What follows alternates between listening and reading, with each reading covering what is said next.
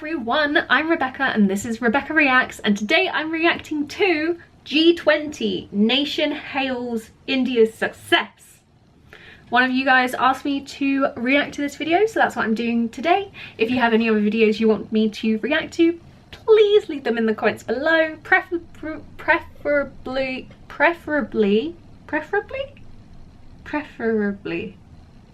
is that correct? With the link, but I know sometimes YouTube doesn't let you put links, so just put the title of the video and I can search for it myself, and then I can react to the videos that you want me to react to. Yay! It's a community here on this channel and we love that. If you haven't subscribed already, make sure you hit that subscribe button. I just hit my glasses. We don't like that. If you enjoyed this reaction, please do give it a thumbs up and let's get on with the video. Despite Xi Jinping's decision to stay away, this is really being seen as a win for Modi and a win for India. Well, you're right, a win for Modi, a win for India, and Xi Jinping's absence gave Modi the opportunity to step up, play the role of the leader of the global south. Remember that it is a role that China itself aspires to, but here, without Xi Jinping, Modi is taking the helm. You know, we talked about how the communique was at risk coming into this particular summit, but not only did India manage to cobble up a communique, it came on day one of the two-day summit, which is a feat for India. There was huge disparity in terms of opinion, a huge risk that it will not succeed because the division was so wide, yet India managed to convince the US as well as its allies to use the language that is acceptable to everybody at the table. They toned down the language, pushed back on what the US wanted, which was Russia's aggression against Ukraine. So here we are with a communique, everybody feeling pretty triumphant. Look at them holding hands. The European Union. Now, there were other successes as well, Heidi. We know that in terms of the loans being extended to emerging economies, the US has agreed to perhaps expand that capital through the World Bank. We've been talking about restructuring of multilateral development banks, and that was part of the conversation. Also a win. G20 will include the African Union, just like we saw the expansion of the BRICS summit just 2 weeks ago. Right, and with Russia and China not there, has it allowed for all sorts of different kinds of alliances and, you know, break off meetings and so on, and that's where some of these wins came from. What's this we're hearing about the US wanting to counter China's Belt and Road initiative and in the Middle East? Well, funny, you're right. I mean, it wasn't just an opportunity for India, it was also an opportunity for the US to engage better with everybody at the table, including members of the Global South. A deal was struck between the US, India, the Middle East, Israel, as well as other Middle Eastern countries. And it is significant because we saw how the Middle East and the US came together. Crown Prince Mohammed bin Salman actually shook hands with Biden along with Modi. It was a three-way handshake. It wasn't too long ago that Biden called the Crown Prince the pariah. Now, they agreed to work together on rail and maritime projects across the region. It is to counter China's Belt and Road initiative, but it was not intended to be as expressed by Biden himself. But according to European Union officials, it is not a bad thing to have the US at the table countering what China is trying to do in terms of influence. And President Biden missed the second day of the G20 as he was making his way to Vietnam, and some pretty interesting comments when it comes to China and Taiwan.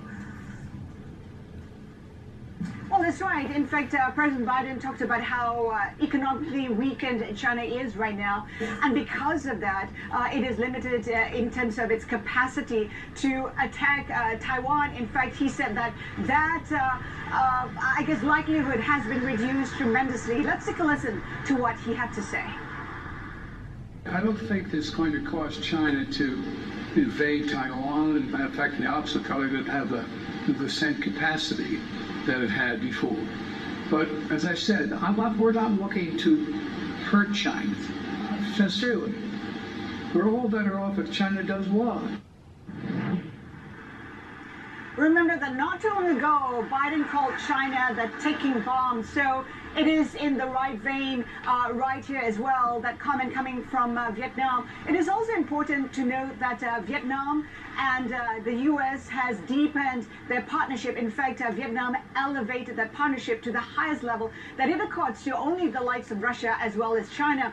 It is a pushback to China. It is addressing its anxieties with Beijing and is willing to raise that partnership with the U.S. Remember that Vietnam is a communist nation, never to be an ally of the U.S., and yet here it is establishing very close relationships with the U.S. Well, and interestingly, and perhaps on a more superficial level, I was noticing the comments that the Vietnam leader gave to President Biden, extraordinarily flattering comments.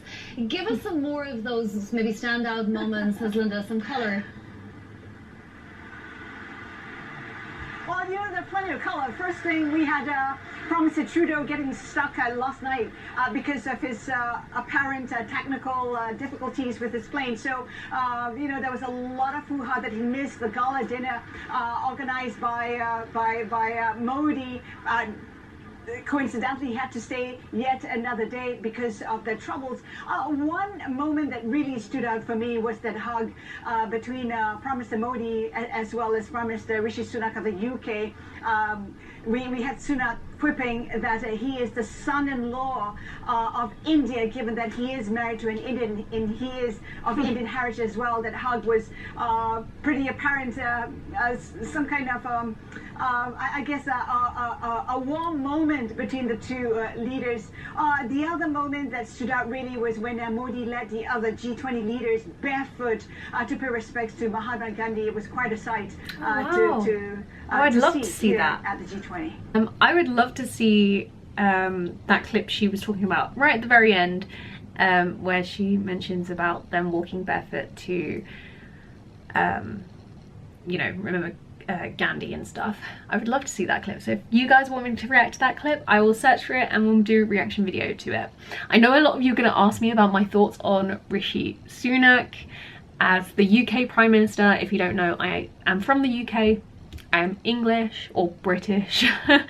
I have a lot of thoughts on him and they're all to do with his political views rather than, you know, anything else, and just his general political party is, I don't agree with the Conservatives, but it is nice to see that, you know, other nations are congratulating India on its success of hosting the G20 summit this year in New Delhi, which looked really cool, and just bringing everyone together, because it is so important, even if people have their differences. Like, you know, one of the reporters was talking about the US and, was it Korea, I think she said? I can't remember. But like, it's everyone coming together, and we may have our differences and things, but we live on the same planet and we need to look after it. And that is the most important thing, because if we look after it, then our future generations have somewhere to live.